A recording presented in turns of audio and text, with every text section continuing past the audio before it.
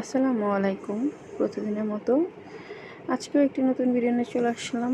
আশা করি সবাই ভালো আছেন। আসলে আজকে ঘুম থেকে উঠতে অনেক দেরি হয়ে গেছে। ঘুম থেকে উঠে দেখি 12টা বাজে, কারণ গত রাতে আমার ঘুম থেকে ঘুমাইতে অনেক দেরি হয়ে গেছে। 4টা বেজে গেছে, কারণ এত মাথা ব্যথা ছিল আমি ঘুমাইতে পারতেছিলাম না। তো পরে ঘুম থেকে উঠছি, তারপর আনাসকে ডাকতেছি, আনাস উঠতেছে না, কারণ আনাসও দেরি করে ঘুমাইছে আমার সাথে সাথে। তো পরে আমি সকালবেলা ঘুম থেকে উঠে খিচুড়ি খেলাম, আনাজকে খাওয়াইলাম। তারপরে চিন্তা করতেছি যে একটু রেস্ট নিব নাকি। আসলে রেস্ট নিতে চাইলে কি রেস্ট নেওয়া হয়? তো এই যে বিছনা টিছনা সব গুছাইলাম। গুছানোর পরে আনাজকে খাওয়ানো টাওয়ানো শেষ। তারপর চিন্তা করলাম যে আনাসের খাবারটা বসাই দিই, দেরি হয়ে যেতেছে। অলরেডি 1টার বেশি বাজে, তো কখন খাবে দুপুরের খাবার? তারপরে এই যে কাপড় চোপড়গুলো সব নিয়ে আসবো। তারপরে এই যে থালা বাসনগুলো পরিষ্কার করব। তারপর শাক টাক নিয়ে আসছি আগের দিন রাতে, এগুলো সব শুকায় যাইতেছে। শরীর অসুস্থ, তো কী হয়েছে, কাজ তো করতেই হবে। তো এই যে শাকগুলো আমি ধুয়ে রাখছি, এখন এগুলো আমি সিদ্ধ দিব। তো এখন বাজে প্রায় 3টা, কারণ আনাজকে আগে খাওয়াটা গোসল টোসল করায় তারপর আমি রান্না করতেছি, কারণ ইদানিং একটু দেরি করেই রান্না করি, 3টার পরে যে রান্না করি। কারণ আমি বাসায় একা থাকি, আস্তে আস্তে 7টা 8টা বাজায়। তো আমার খাওয়া দাওয়া নিয়ে তো প্যারা নেই, বাসায় আমি কোনো রকম রান্না করে পরে খাওয়া দাওয়া নিই। আর আনাসের জন্য খাওয়া দাওয়া করতে পারি না।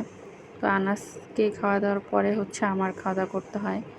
তো এখানে উস্তা আলু ভাজি করতেছি একটু। তো এটা এখন নাড়া দিয়ে আমি রাইখা দিব। আর আনাস রান্না করতে আসলে দেখলেই ও কোলে এসে বসে থাকে। তো এই যে আনাস খেলতেছে, আমি আমার মতো খাওয়া দাওয়া করতেছি। তো আনাস খেলতে খেলতে আমি এখানে দেখাই, আমি আজকে শাক ভাজি করছিলাম যে তাই। আর এখানে উস্তা আলু ভাজি আর বেগুন ভাজি ছিল, সেটা খাওয়াই হইতেছে না।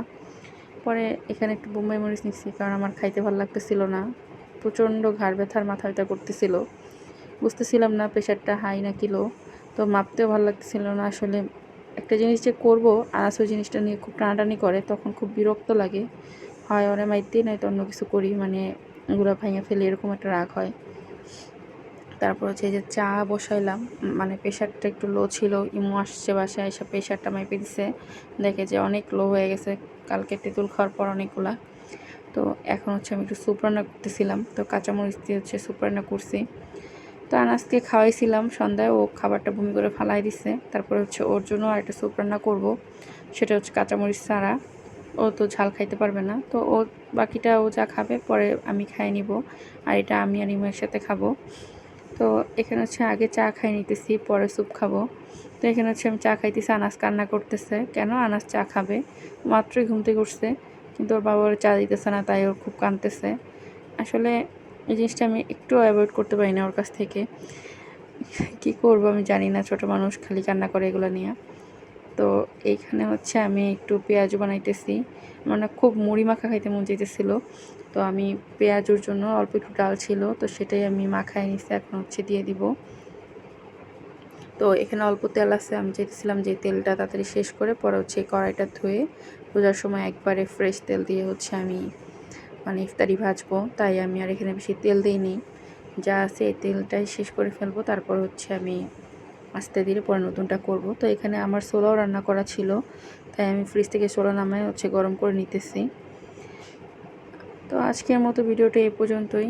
যে যেখান থেকে দেখতেছেন সবাইকে ধন্যবাদ আমাদের পাশে থাকার জন্য। আল্লাহ হাফেজ।